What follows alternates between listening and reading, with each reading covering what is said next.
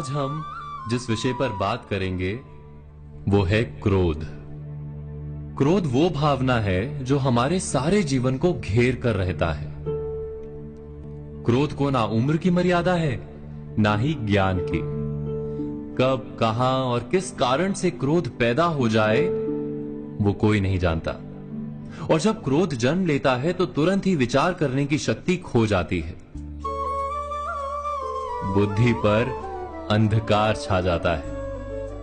वर्षों के संबंध पल भर में टूट जाते हैं। सारा जीवन बिखर जाता है। किसी भी कारागार में जाकर देखिए, अधिकतर अपराधी क्षण भर के क्रोध का दंड भोगते हुए दिखाई देंगे, पर फिर भी हम क्रोध पर अंकुश नहीं लगा पाते।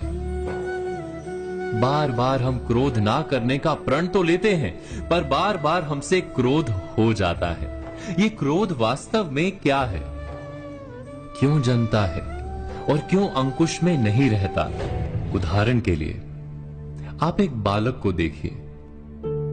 उसे किसी वस्तु की इच्छा होती है और उस समय अगर उसे वो नहीं मिलती या कोई उसे भयभीत करता है तो वो प्रतिक्रिया देता है।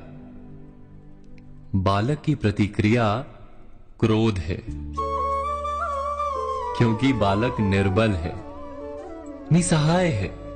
बालक अपनों से बड़ों को अपने वजूद का एहसास, अपने अस्तित्व की प्रतीति करवाने का प्रयास करता है क्रोध के माध्यम से। बड़े होने पर भी हम क्या ऐसा ही नहीं करते? क्या क्रोध हमारे भीतर बैठे बालक का प्रतिभाव नहीं? अर्थात क्या क्रोध वास्तव में केवल बालक जैसे व्यवहार का नाम नहीं? जब अहंकार को घाव होता है, जब भय लगता है, जब कोई वस्तु हमें प्राप्त नहीं होती, तब हमें क्रोध आता है, ठीक किसी बालक की भांति।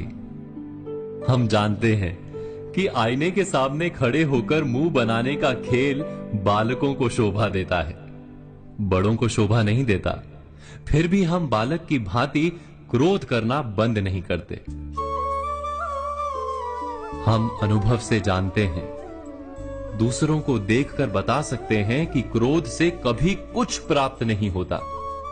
सम्मान हो, संपत्ति हो, प्रेम हो या सुरक्षा हो, क्रोध से नहीं मिलता। मिलता है तो प्रयासों से, कार्य करने से, बुद्धिपूर्वक विचार करने से। मनुष्य मात्र अपनी आदतों के अनुसार ही जीता रहता है। क्रोध भी आदत बन जाती है। हमारे चाहते हुए भी हम अपने प्रतिभावों को रोक नहीं पाते। हम स्वयं को बड़े या पुख्ता मानते हैं, पर थोड़ा सा कारण मिलते ही हमारे भीतर का बालक क्रोध कर बैठता है। अर्थात क्रोध वास्तव में और कुछ भी नहीं, हमारी बालक बुद्धि का नाम है।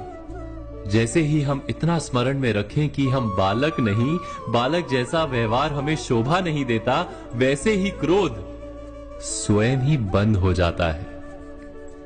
क्या ये सत्य नहीं?